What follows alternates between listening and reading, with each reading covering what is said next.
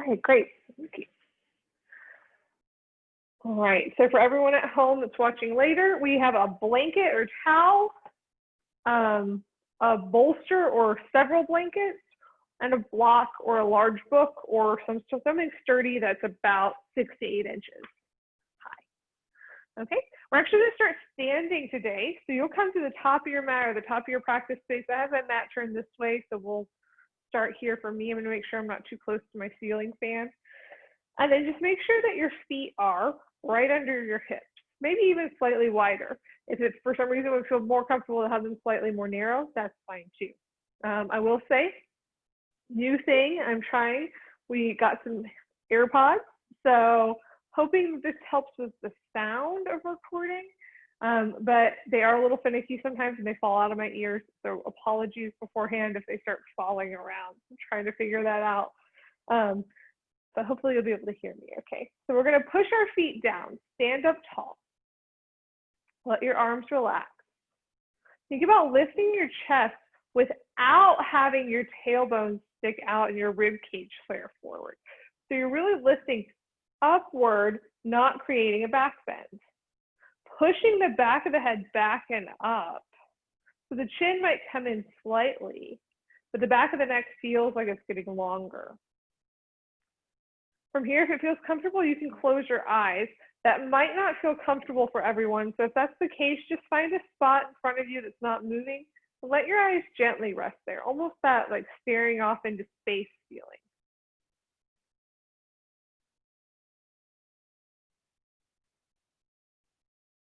Taking a few breaths here.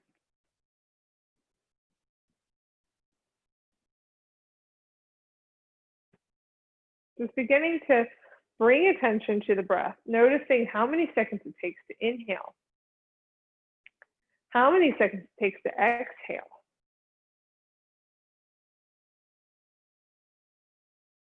Maybe noticing the temperature of the inhales and the temperature of the exhales. Trying to breathe through the nose, but if that's not possible, you just breathe however is natural.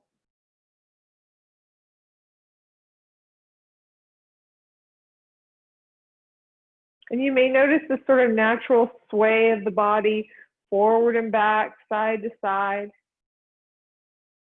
Check in with your knees. They might be locking, and that's not necessarily anything wrong with that, but if it makes your sway feel a little bit uncomfortable, it might help to put just this tiny little micro bend in the knees, almost making you feel a little bit more stable.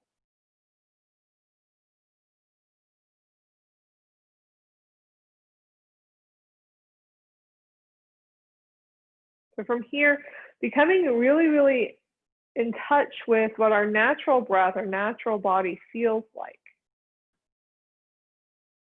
And then using that as a tool throughout practice. So we'll keep checking back in with the breath. We might ask ourselves to pair the breath with movement. But it's always a way to sort of check back in and seeing what level of effort you're giving.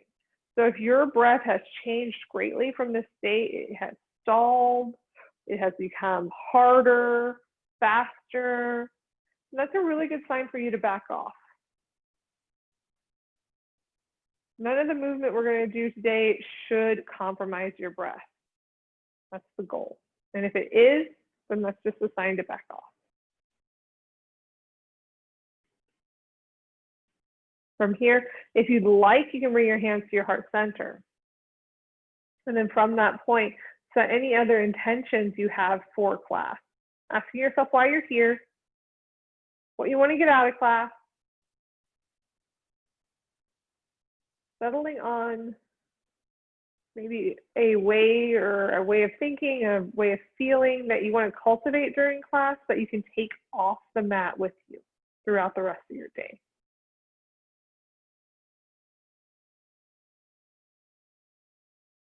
Then I like to begin class with karma yoga intentions, selfless intentions.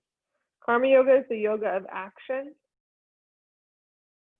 So setting an intention for a person, a place, a situation in need to help remind yourself to serve them, to do some sort of action that improves their life. or their situation. Exhaling, you can bring the hands down if you brought them up, blinking the eyes open. You shake it out a little bit. We have been standing still for a while, so maybe just adding a little bit of movement would feel good. And then from here, we're simply just going to inhale our arms up, reaching through the fingertips, palms facing each other. That's usually the best placement for most of our shoulders, is the palms meet each other. Your arms don't have to be in line with your ears, especially if there's any pinching sensation. So the arms could come wider if that feels a little bit better to you. But then reach through the fingertips toward the ceiling. So you're not just slumping into it. You're really reaching and trying to engage. And then exhale, turn your palms away from you and press the arms down. So don't just let them fall. Really think about swimming through water almost, that sensation. Inhaling, lift the arms up, reaching through the fingertips. Exhale, press the arms down, letting the palms change. Inhaling, arms up.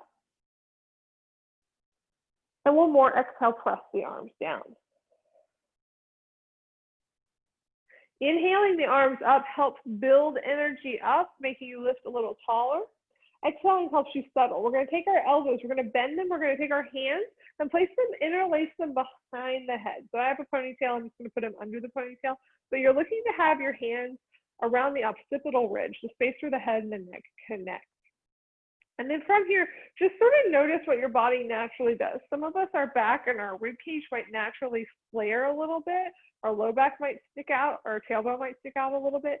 See if you can push your feet down and lift up through your chest, thinking maybe a little bit about pulling your lower ribs and hips towards each other to take any big arch out of the low back. And that might mean your elbows need to come forward a little bit. That's okay. That's what your range of motion is today. From here, pushing our feet down, we're going to start to take a little bend into the knees. And then we'll start to pull our chin down towards our chest. We're not using our hands to do it necessarily. They're just there. They're just resting. And then from there, start to round even more through the upper back and the mid back. We're rounding down into a forward fold. As you round down, you might need to put your knees into more of a bend. Trying to roll all the way through every vertebra, the whole spine, until finally your elbows probably point somewhat down to the floor. They don't need to be pointing there perfectly. Elbows are in a little bit, probably feels good to you. Putting a deeper bend into the knees, just let yourself hang for a moment. Maybe you do pull the head off the shoulders a little bit. It's just super, super gentle though. You might even sway a little side to side, bending one knee and the other. This is what I was talking about. If you have slip disc issues, you may not want to be here. When we come up, I'll show you an alternative. You can always sort of rest in a halfway lift though in between if that feels better. And then from here, put a slightly deeper bend into the knees and inhale, roll up the back, trying to slowly move through the spine. When the shoulders get stacked over the hips, you can straighten the knees and start to lift the elbows out to the side, whatever that means for your body. So that may not be very far. It could be just a few millimeters. And then lift up through the chest, like you're trying to push your chest toward the ceiling. And then maybe you take your chin up to the chest, towards the ceiling, but then you're pulling your head off your shoulders so that you're not creating a big crease in the back of the neck. So this is a back bend. It should feel like an opening, maybe in the upper back, the mid back, but we're not arching our back in the low back. That stays pretty neutral. On an exhale, you can start to pull your chin down in towards your chest, elbows come in, and then you'll round down. If you have slip disc issues, so you don't like to round in your back, it's not generally that great for your back to round like that, you could instead be doing a more traditional salutation, I can't talk today, folding in with a flat back, keeping the back flat, and then inhale and rising. So you're kind of moving from your hips a little bit more than your spine, but you're still getting that motion that just sort of is starting to activate the shoulders, the hips, the whole body.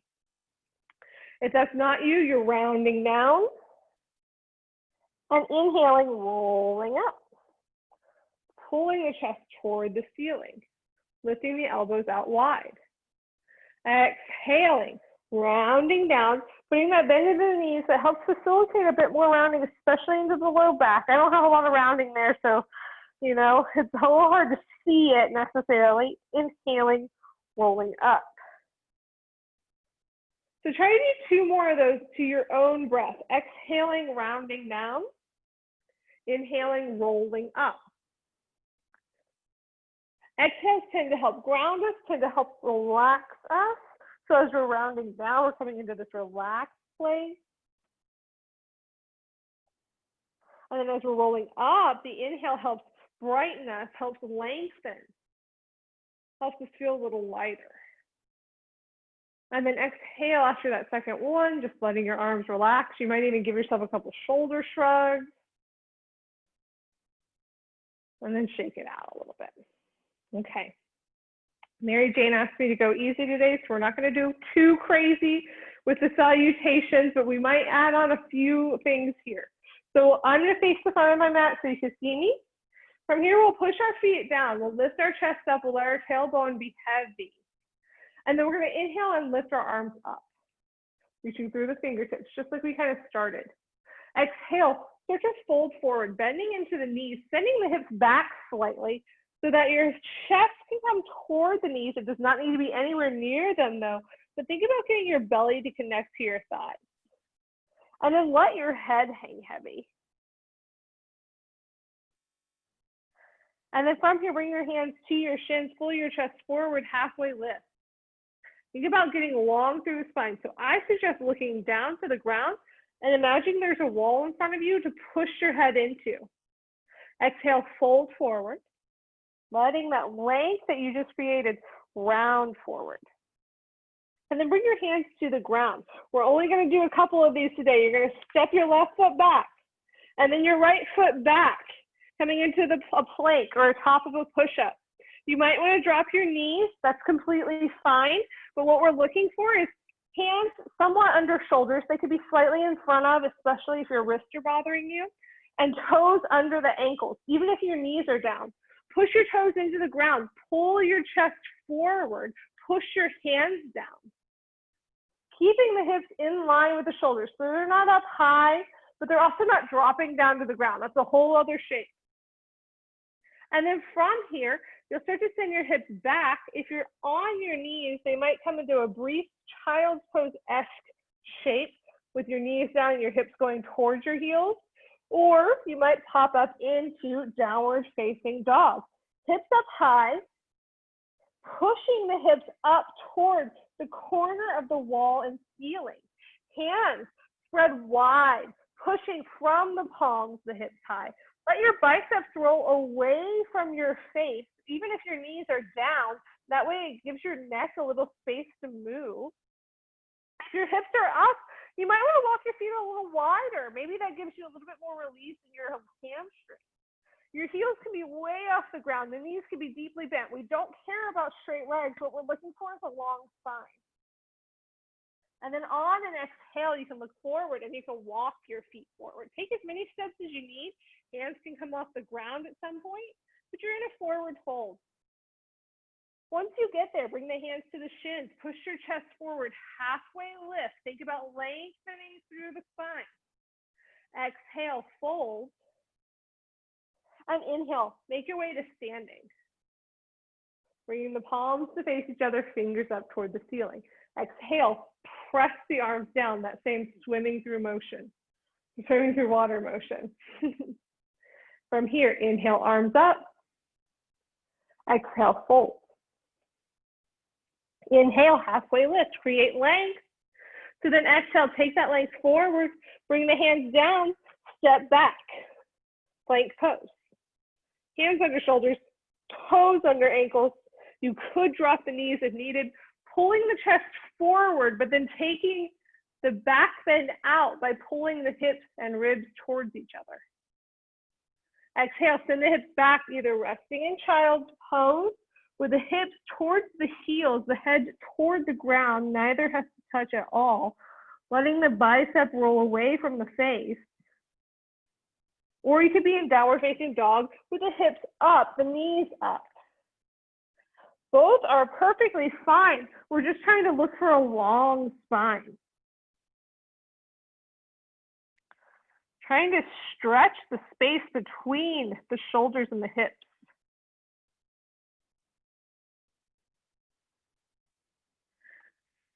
And then from here, you'll just briefly bring your hips up if they're, the knees up if they're down, just so you can walk yourself forward. Inhaling, halfway lift. Exhale, fold. Listen, if walking forward doesn't work for you, just make your way back to the front of the mat however you best can. Inhaling, rolling up. Exhaling, pressing the arms down. All right, one more of those. I forgot to show people with slip disc issues what they could do instead of those roll-ups and downs. So we'll do it now. You could do the same thing. Inhaling, arms up. Exhale, folding. Inhale, halfway lift. And then instead of folding, rounding, you just kind of keep your chest coming forward and your hips lift a little bit more. And that's what you could have done instead of the rolling up and down. And then we'll step back. Feet come back, plank. Hands under shoulders, toes under ankles. You have the option to keep your knees up too, but same thing, chest forward. Take out the back bend in the low back. Push the feet down, push the hands down. Let the chin be relaxed. Exhale, send the hips up and back, either coming into downward facing dog or child's pose. Letting the head relax. You might even shake it yes and no. Pushing from the palms to hips high.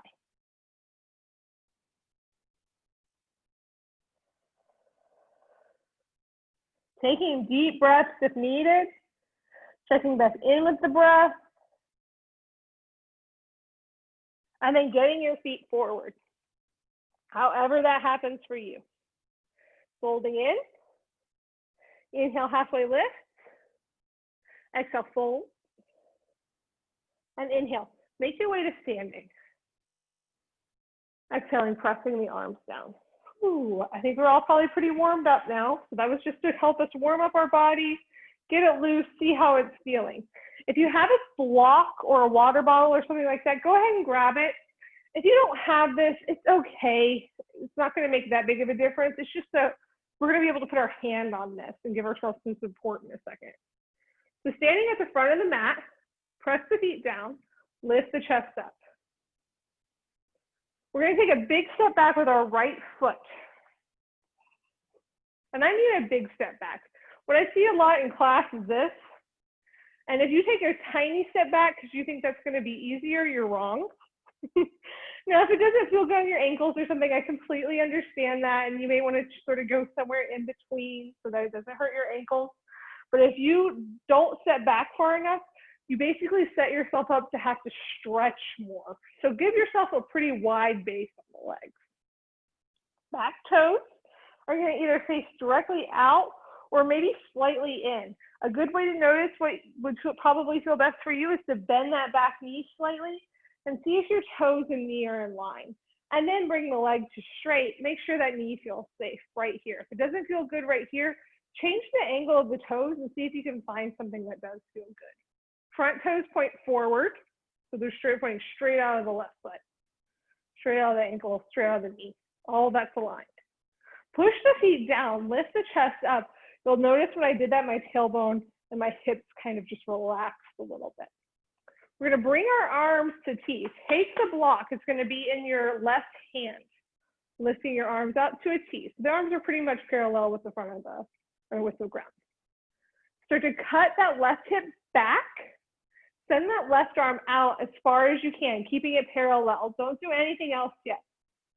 And then when you're like, oh, I can't go any farther, and it's totally fine if this front knee is a little bit bent, then you're just going to put that hand down. So for me, my hand's right under my shoulder, and that for me was about my calf.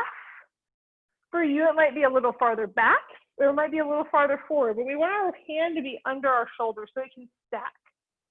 And then you can take this right arm straight up to the ceiling if that feels good, or it can rest on your right hip. Push the feet down, pull the chest and the crown of the head forward, and then push that left hand down. Let's say you didn't have a block. You do the same thing, hand out, except the hand would just rest exactly under the shoulder, wherever it is on the leg, but then just be careful pushing in. It may not feel as good. You might have to think more about pulling your chest forward without pushing your hands down. If your right arm's extended up, lift up the fingertips toward the ceiling. You could turn and look at the fingers, but they may not feel great on your neck. So if it doesn't, just look down. If your right hand's on your hip, you push the right hand down. It actually gives the hip something to push into, so then you can create some engagement in the sideways. But when you lift the fingers up on the right hand, if that's what you're choosing to do, notice that it might create this sort of stretch through the front of your chest, and then pull the crown of the head forward. Triangle pose. Look down to the ground. Use your right hand to pull yourself up. Squeeze your legs towards each other. You can take the block with you if you have it. And then we're just going to switch sides by bending into the left knee, turning the toes in slightly. We can adjust that in a minute. Bend the right knee, turn the toes out. We can adjust this in a minute too. You can adjust the whole thing.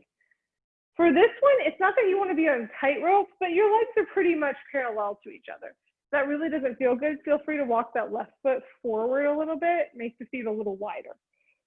Toes face either in or out. My foot on this side actually enjoys a slightly different angle than my right side does. So I like my toes a little bit more in on my left side. Just make sure your knee feels good. Inhale, lift your arms to T. Your right toes are pointing straight forward in line with your right knee. And then send that right hip back, that left hip back. So you're cutting back, you're pulling your right hip back towards your left. As your right arm goes out as far as you can, staying parallel to the ground. And then you're gonna go as far as you can, stop. Just let that right arm sink right under the right shoulder. Push the hand down into the block if you have it, or maybe it's somewhere along your leg. Left arm can come up, or left arm can come to the left hip. Pull your chest forward, pull the crown of your head forward, and then push your feet down. If your left hand and your right hand's on your block, you can push into it.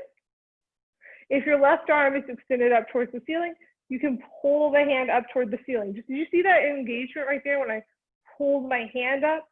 Just trying to stretch through my collarbone. It's totally fine to be right about here too. That's fine. That's great. You might even put an elbow there instead. Exhale, look down. Inhale, use that top arm or the top elbow to pull yourself up, squeezing your legs together. Bend into this right knee, turning the right toes forward. You might need to adjust the left toes so they turn out slightly, but you're looking to get your feet somewhat parallel with each other. So again, we have pretty wide feet. If your ankles are driving you crazy right now, come out, shake them out a little bit, and just meet us back into the straddle. But if you're okay, think about pulling your ankles towards each other. That actually engages your inner thighs while keeping your pinky toes down on the ground. That might take a little bit of that stress out of the ankles. You can always also turn your toes out slightly. From here, we're going to lift up through the chest. Grab the block if you have it. If you don't have it, it's fine. Lifting up, or a bottle or a book or something. So think about letting your tailbone be heavy and your chest lifted. We're going to take this block and send it straight out of our shoulders, or your hands are just going that way. And then we're going to keep pushing the block forward as we push our hips back, trying to get as close to parallel to the ground as possible, and then just letting our arms sink down. So my block's on about a medium height right now. Yours could be higher. You might not need it at all. You can go to the ground. Just remember that if you're not finding the ground, it's not your fault, it's the ground's fault. So you make it come to you. Use whatever you can to make the ground get closer. Pull your chest forward. We're looking for a long spine, not so much a rounded spine. You're going to do it to whatever that feels like in your body. Pulling the chest forward, looking down. So we don't want to lead with our chin. You can tell that changes my breathing. You can hear it from my voice. So we want to keep the back of the neck long. Push your feet down, pull your chest forward.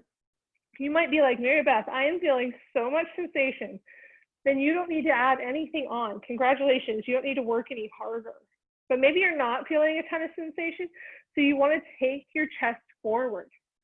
And by taking it forward, you take it down. So you're folding forward, but from the hips and keeping the long spine, not from rounding in more.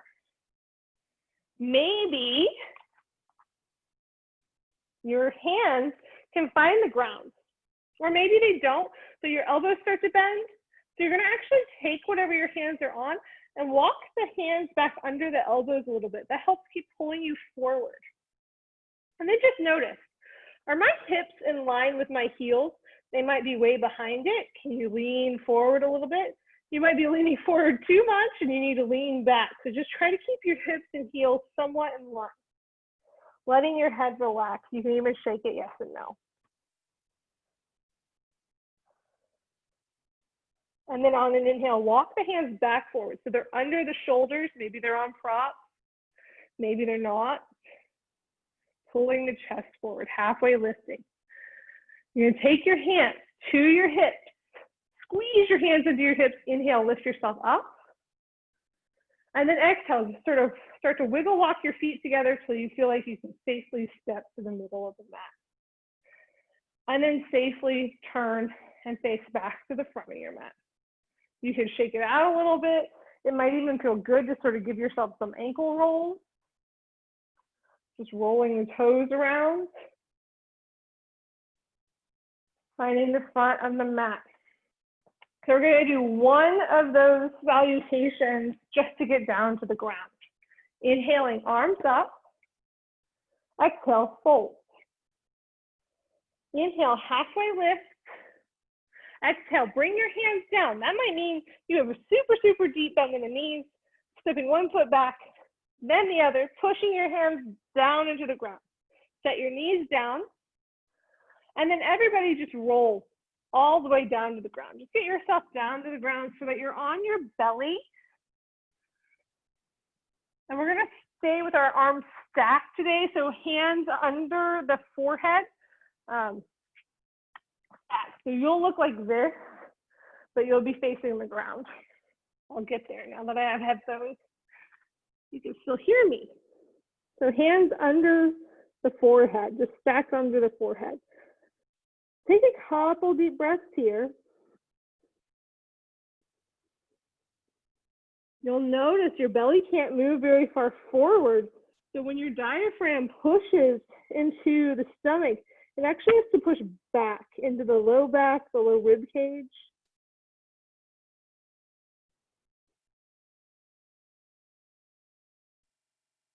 And in general, this might be a good place for a lot of us to rest, just because it does cut off the senses. You can't see as well, you can't hear as well. So if you're being overwhelmed by external things, I like to call this the, like, mommy's taking her wine into the bathroom pose.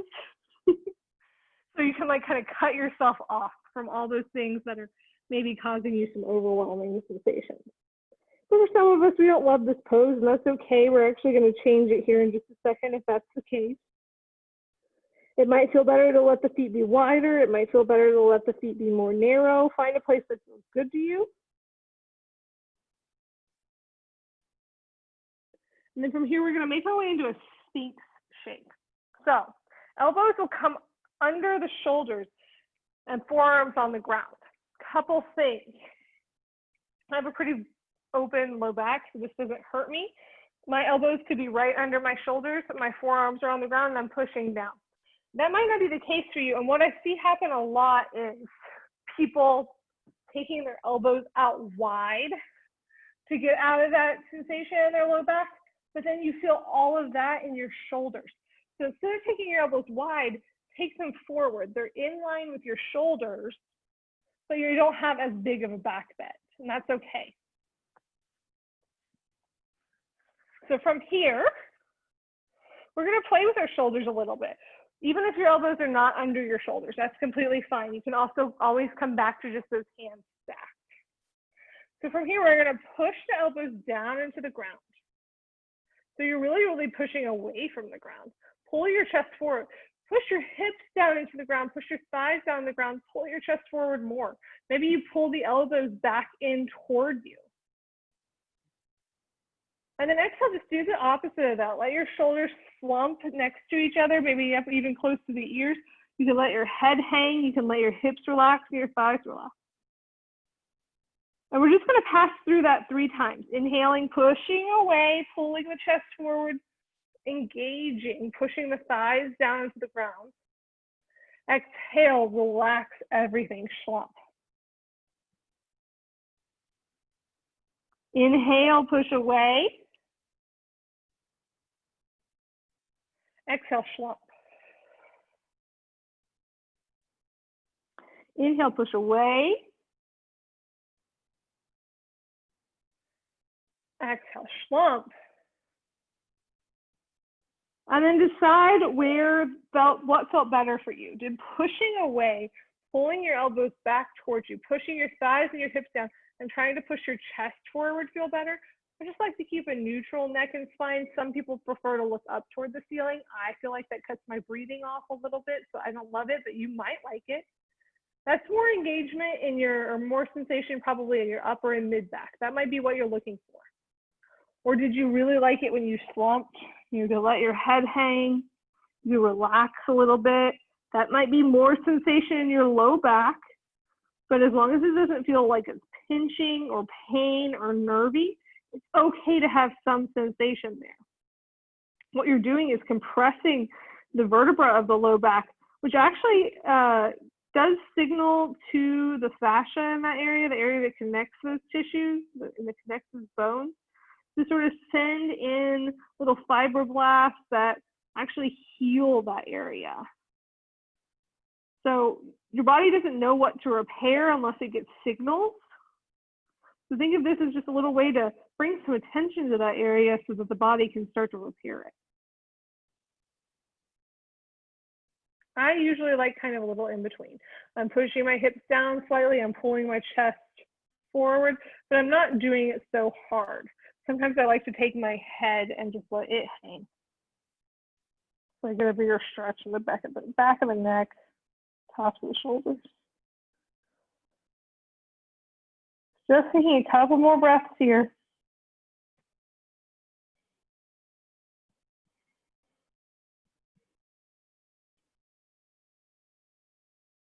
And then as you're ready, you're going to come back to a neutral space, sort of right in between those two.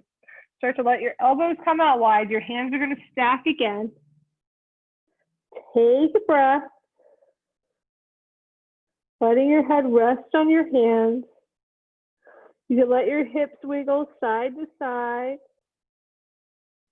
You can even do a little windshield wiper, bending the knees, letting the feet fall side to side.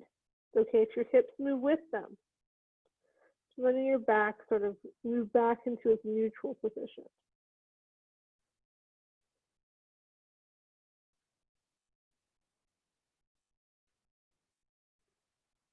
Taking a couple more breaths here on the belly. We're going to work into our front of our shoulders and chest a little bit while we're down.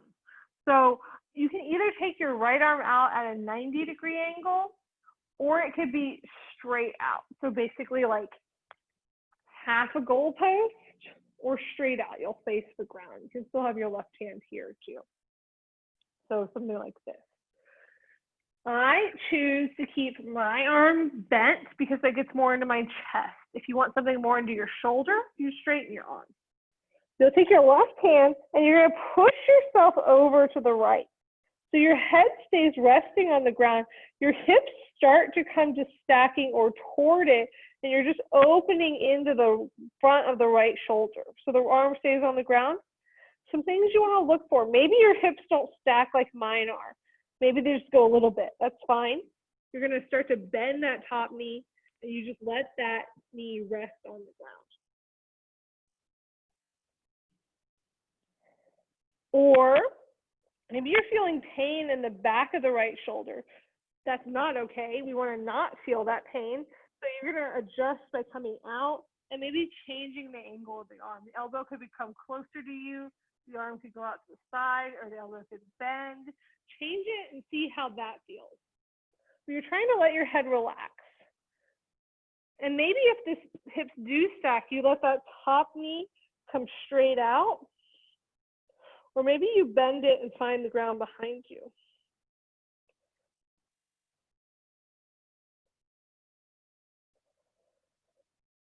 The targeted areas here can be your chest, your shoulder, but you might also feel something in your rib cage or your hip flexors.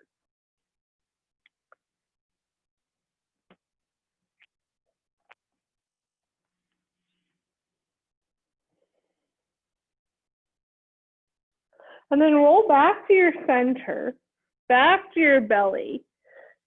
Stack the hands, take a couple breaths here.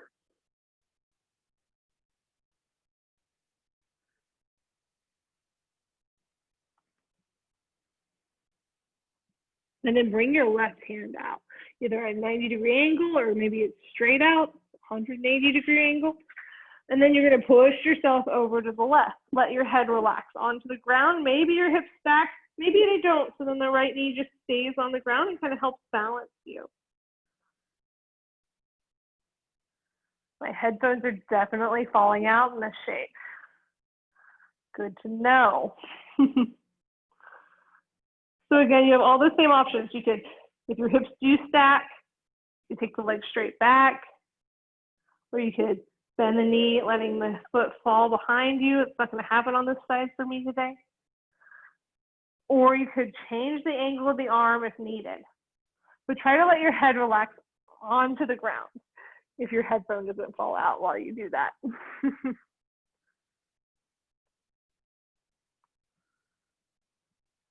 Taking a couple deep breaths, trying to maybe even concentrate the breath into the front of the left lung. Just imagining that space opening more.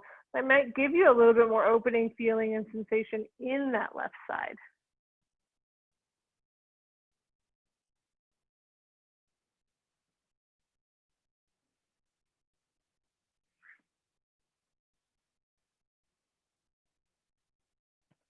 And then roll back onto your tummy. Let your hands stack. And take just a couple more deep breaths on your belly, just with your back neutral.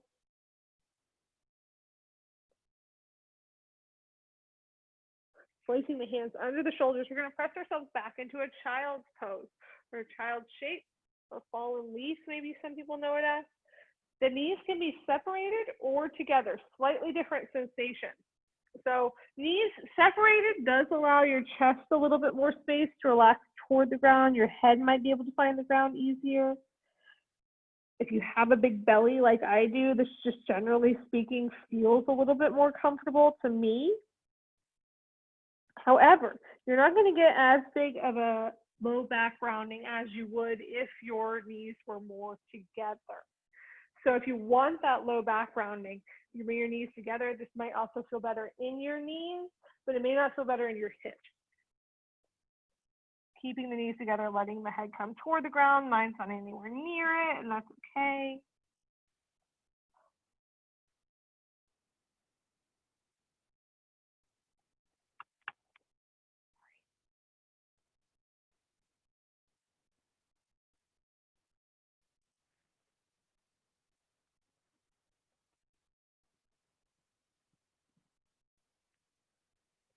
And then from there, just roll yourself up.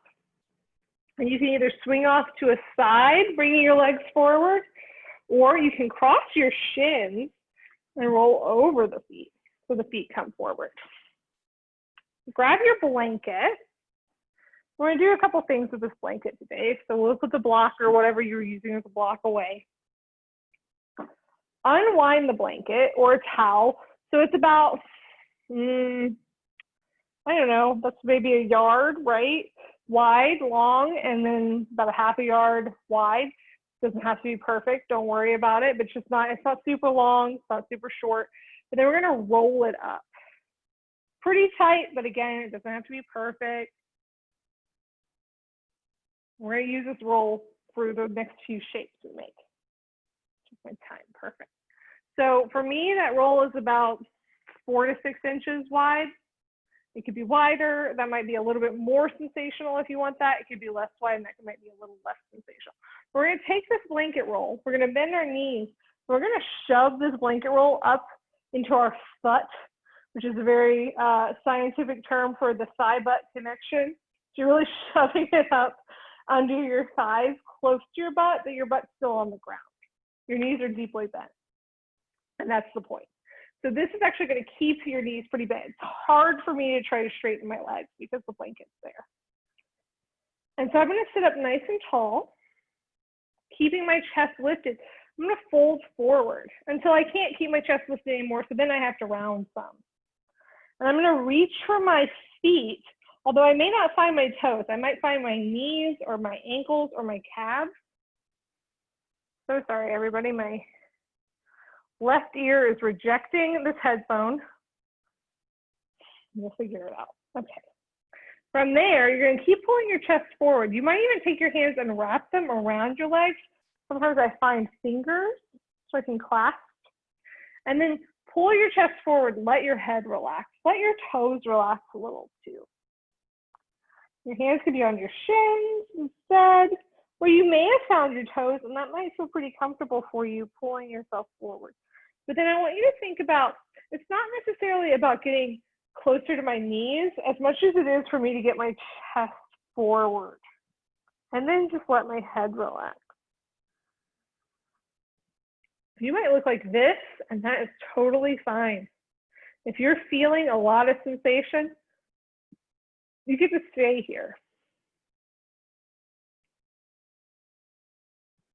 And then inhale, lift up. And exhale, we're going to just bend our knees, take that blanket roll out. We're going to set it off to the side for now. Bring your hands behind us and just give ourselves a little windshield wiper with our knees this time, letting the knees fall side to side.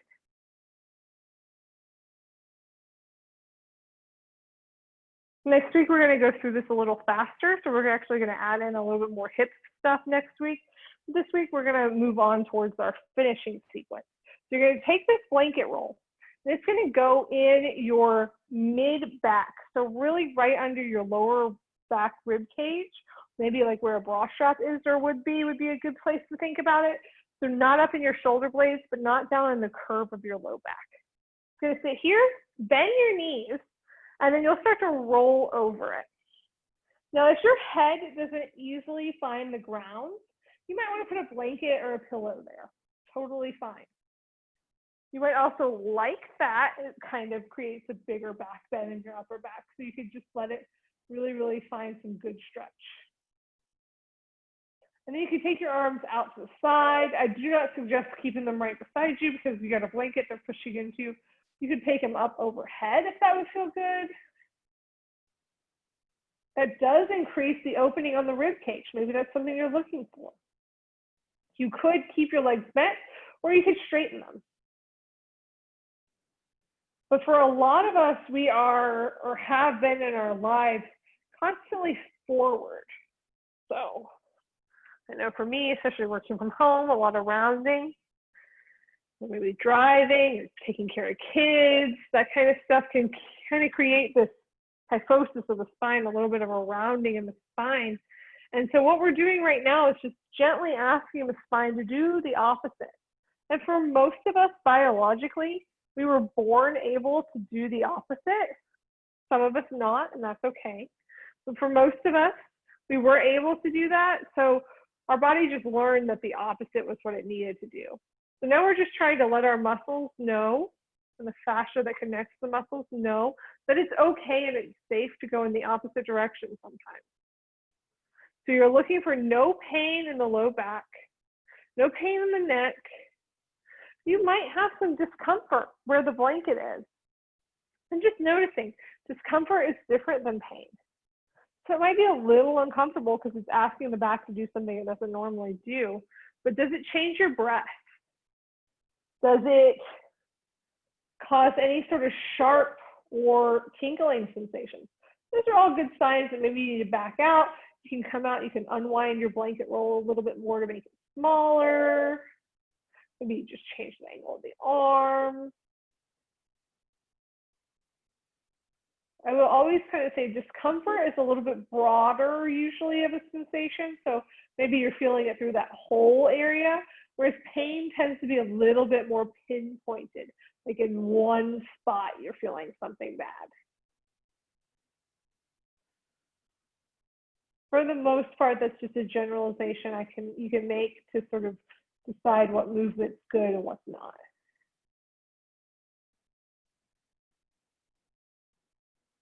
So if you really, really like this, A, you can ignore me, or you can come back to it. We'll bend our knees and then just roll off to a side to push yourself up. Grab the blanket roll, and then you're going to roll onto your back with your knees bent, feet on the floor. Sure you can see me. And then we'll push our feet down. We're going to lift our hips up and slide this blanket roll in the middle of our glutes. So really, honestly, right in the middle of your butt, not up in your low back, not in your thighs, not in that area we just had the blanket shoved in, right in the middle of the glutes.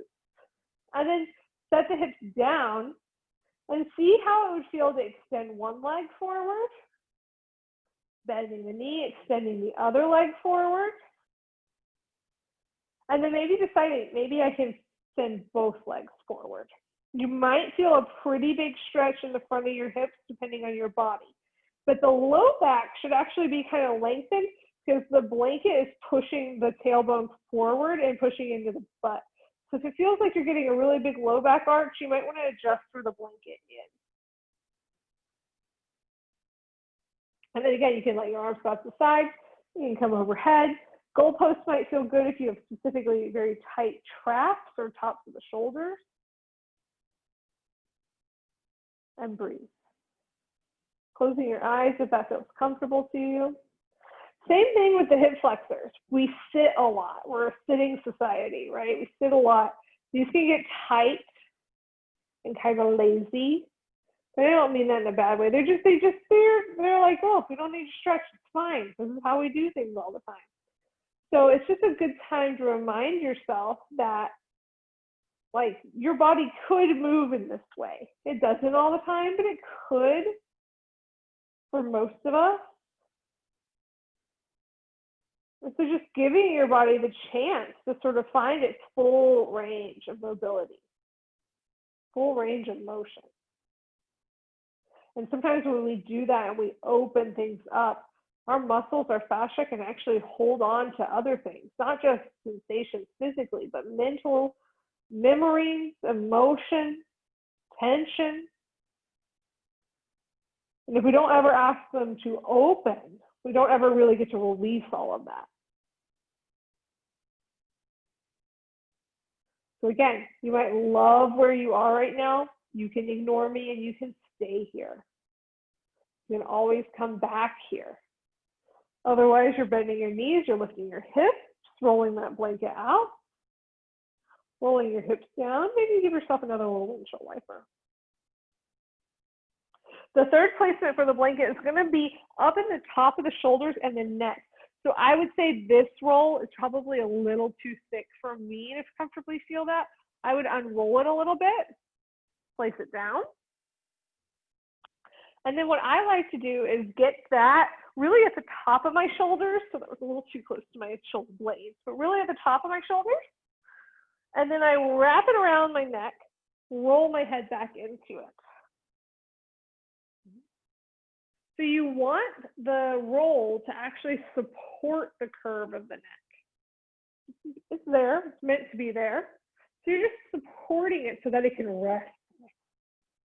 So for me, that means this blanket roll, my perfect place for the blanket roll is when it's thick enough to touch my trap, but to also massage the back of my head a little bit, my occipital ridge where my head and neck connect. And then your arms just come out to the side. You can keep your knees bent. You can extend them forward. This is a lot of people's favorite place to stay. I would take a couple breaths here.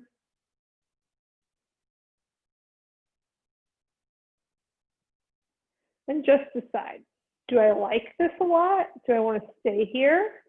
Maybe I want to stay here, but I want to take the blanket roll down one more notch, just so it's not too intense. That's fine. Do I want to take that blanket roll and put it in one of the other places that we just did?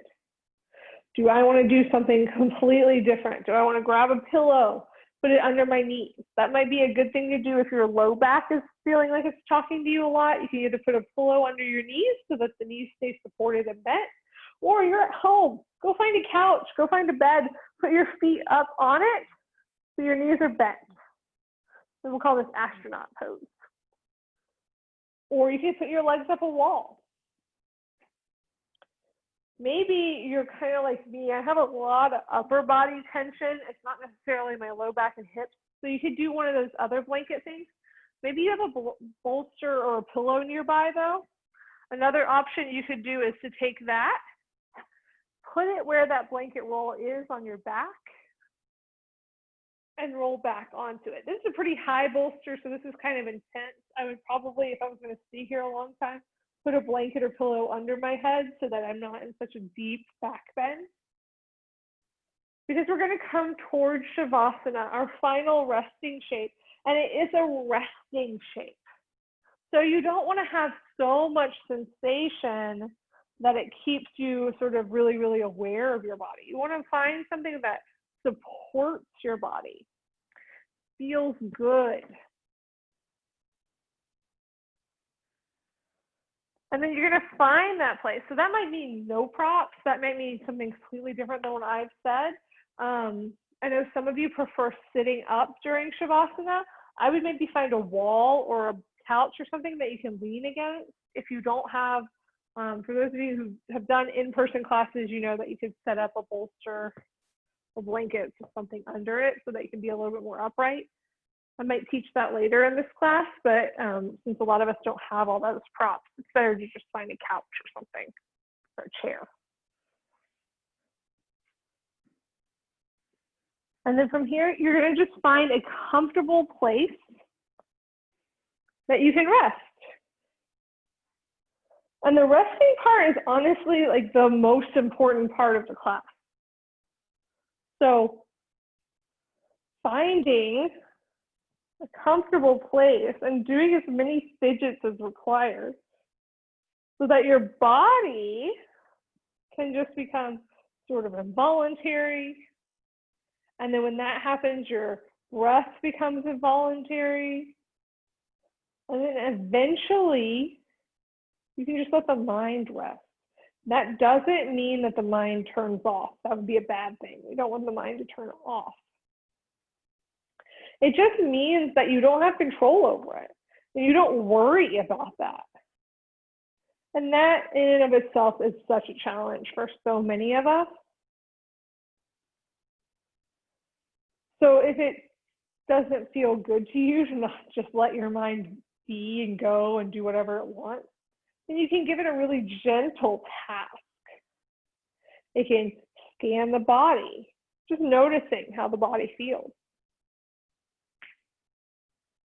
It can watch the breath.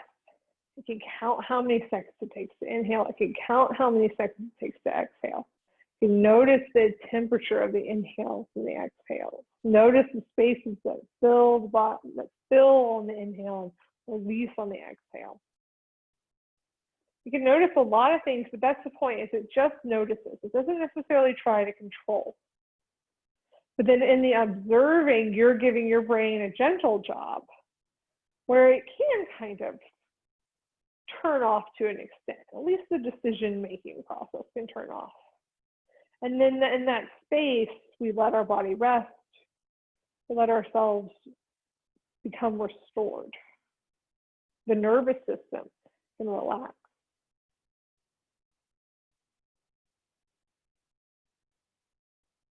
Maybe you have a lot of quote unquote distractions around you. The type of meditation I teach and that I practice teaches that distractions aren't a real thing. You can always make those your meditation. It's about being able to let your mind focus on something. So maybe there is a lot of movement around you. Maybe there is a lot of sound around you. And what you can do is, instead of trying to block it out, which is mean to yourself, become really, really interested in it. Become an observer of it. So that means no judgments, not trying to control or change it, just really, really noticing. Noticing it as if you were sort of taking a step back and looking at it from the outside.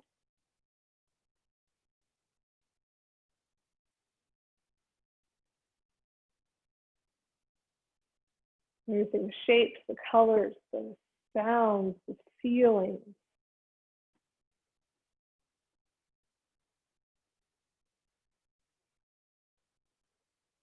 That's what mindfulness is. Mindfulness is not clearing your mind. Mindfulness is becoming fully aware of what's in your mind, fully aware of your reality, fully aware of what you're doing, and then in that way you can do it with intention.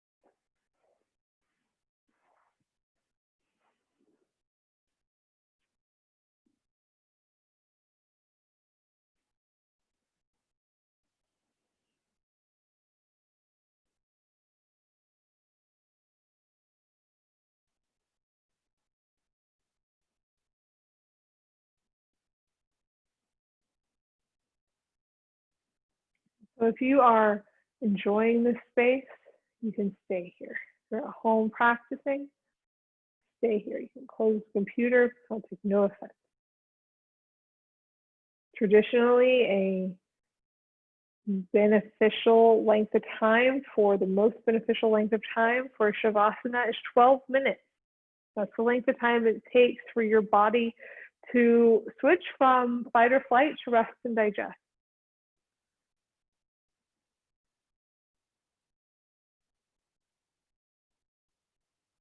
But if you are ready to come out of the shape, ready to move on through your day, you can start to bring some gentle, small movement to your fingers and toes, letting that movement move up through the arms, through the legs, letting the head gently fall from side to side, deepening the breath. Depending on what shape you're in, it might feel nice to do a little bit of a morning stretch, letting the arms come overhead, the toes point forward, reaching through the fingers, reaching through the toes. Or maybe it would feel better to remove the prop from underneath you. It's there. Pull your knees in towards your chest, and then roll off to whatever side is calling you. Taking a couple breaths there before you press yourself up into a comfortable seated place. So take your time getting there.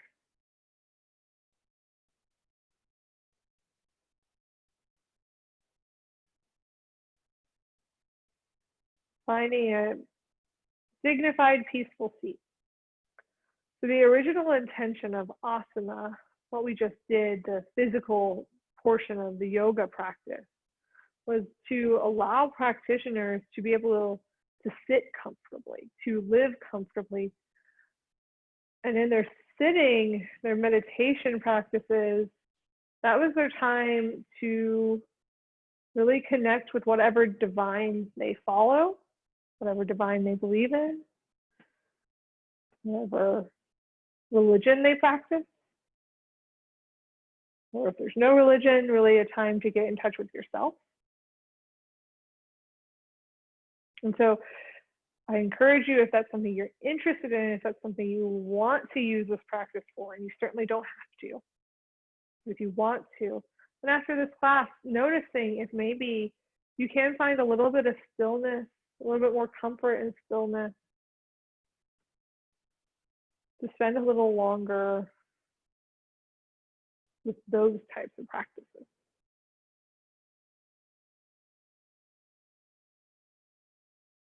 We will now end class by bringing our hands to our heart center if that feels comfortable to you. Closing your eyes if that feels comfortable to you. Thanking yourself for being here today. Sending gratitude towards your classmates for sharing this space with you. Sending gratitude towards the cultures and the teachers from which these practices came. As I thank each of you for sharing your practice with me. Dhanyavad. Thank you.